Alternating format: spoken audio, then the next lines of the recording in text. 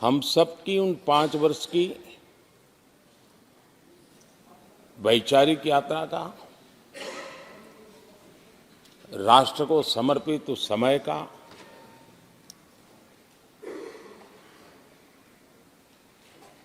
देश को फिर से एक बार अपने संकल्पों को राष्ट्र के चरणों में समर्पित करना ये अवसर है।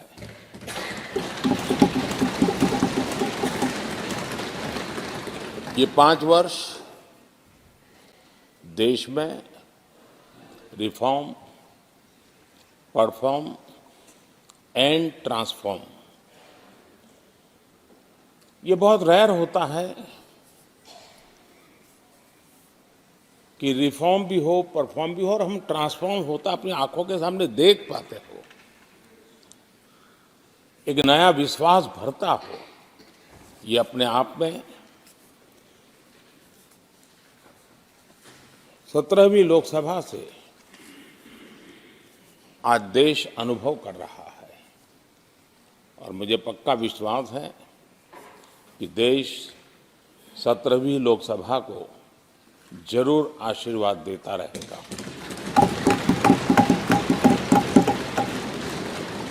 इन सारी प्रक्रियाओं में सदन के सभी माननीय सदस्यों का बहुत महत्वपूर्ण रोल रहा है, महत्वपूर्ण भूमिका रही है और ये समय है कि मैं सभी माननीय सांसदों का इस गृह के नेता के नाते भी और आप सबके एक साथी के नाते भी आप सबका अभिनंदन करता हूं।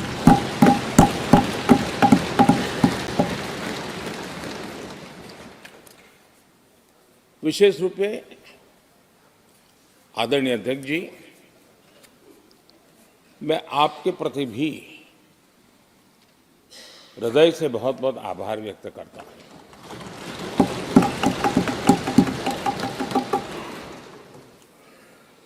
पांचों वर्ष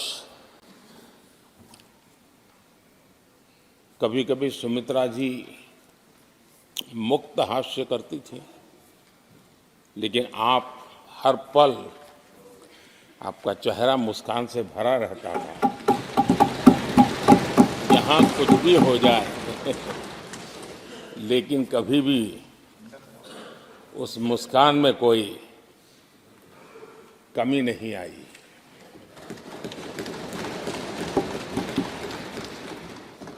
अनेकविध परिस्थितियों में आपने बहुत ही संतुलित भाव से और सच्चे अर्थ में निष्पक्ष भाव से इस सदन का मार्गदर्शन किया, सदन का नेतृत्व किया। मैं इसके लिए भी आपकी भूरी भूरी प्रशंसा करता हूं।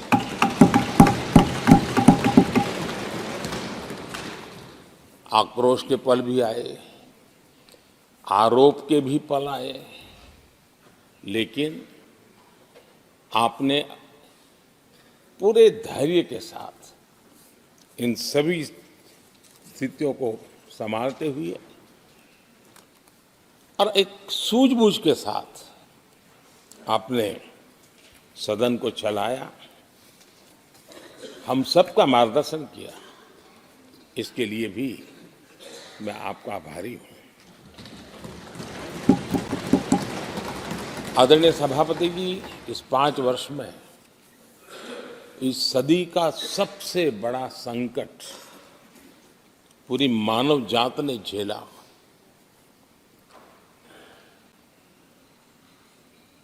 कौन बचेगा, कौन बच पाएगा, कोई किसी को बचा सकता है कि नहीं बचा सकता,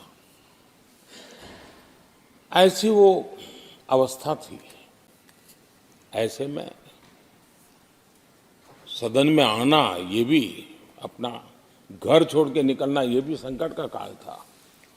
इसके बाद भी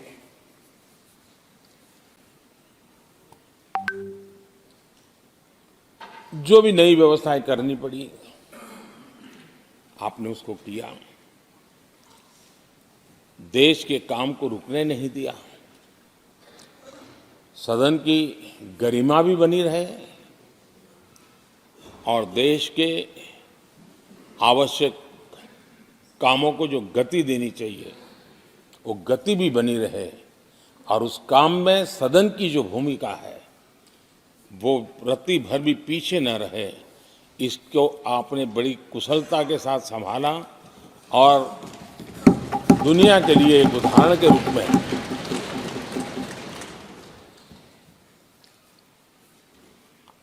आदरणीय सभापति जी, मैं माननीय सांसदों का भी इस बात के लिए आज एक बार आभार व्यक्त करना चाहता हूं कि उस कालखंड में देश की आवश्यकताओं को देखते हुए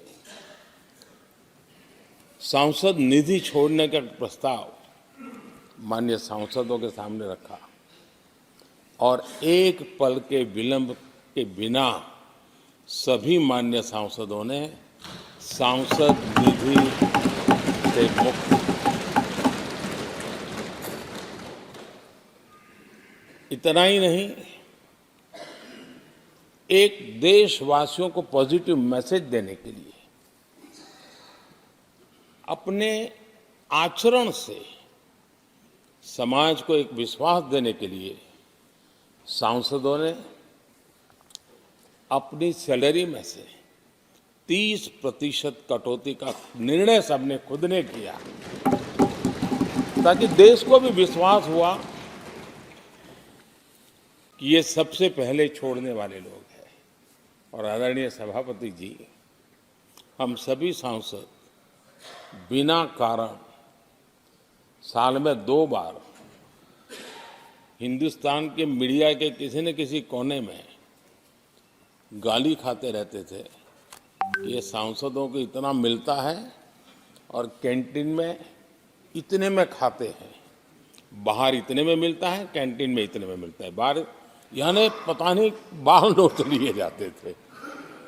आपने निर्णय किया सबके लिए समान रेट होंगे कैंटीन में और सांसदों ने कभी भी विरोध नहीं किया, शिकायत भी नहीं की और सभी सांसदों की बिना कारण इतनी फजेत करने वाले लोग मजे लेते थे, उससे हम सबको आपने बचा लिया। इसके लिए भी मैं आपका आभार व्यक्त करता हूं। आदरणीय सभापति जी, ये बात सही है कि हमारे कई लोकसभा के चाहे 17वीं हो, 16वीं हो, 15वीं हो, संसद का नया भवन होना चाहिए, इसकी चर्चा सबने की, सामूहिक रूप से की, एक स्वर से की, लेकिन निर्णय नहीं होता था। ये आपका नेतृत्व है जिसने निर्णय किया, चीजों को आगे बढ़ाया, सरकार के साथ अनेक मीटिंगें की और उसी का परिणाम है कि आज देश को ये नया संसद भवन प्राप्त हुआ है। आदरणीय सभापति जी, एक संसद के नए भवन में एक विरासत का अंश और जो आजादी की पहली पल थी उसको जीवंत रखने का हमेशा हमेशा हमारे मार्गदर्शक रूप में ये सेंगोल को यहाँ स्थापित करने का काम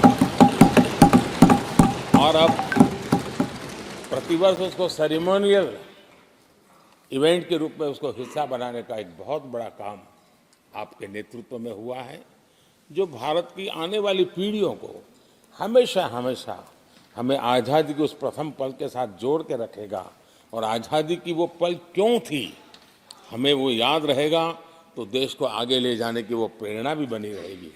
उस पवित्र काम को आपने किया है। आदरणीय सभापति जी, ये भी सही है कि इस कालखंड में G20 की अध्यक्षता का भारत को मिली। भारत को बहुत सम्मान मिला। देश के हर राज्य ने अपने अपने तरीके से विश्व के सामने भारत का सामर्थ्य और अपने राज्य की पहचान बखूबी प्रस्तुत की, जिसका प्रभाव आज भी विश्व के मन पर है। उसके साथ आपके नेतृत्व में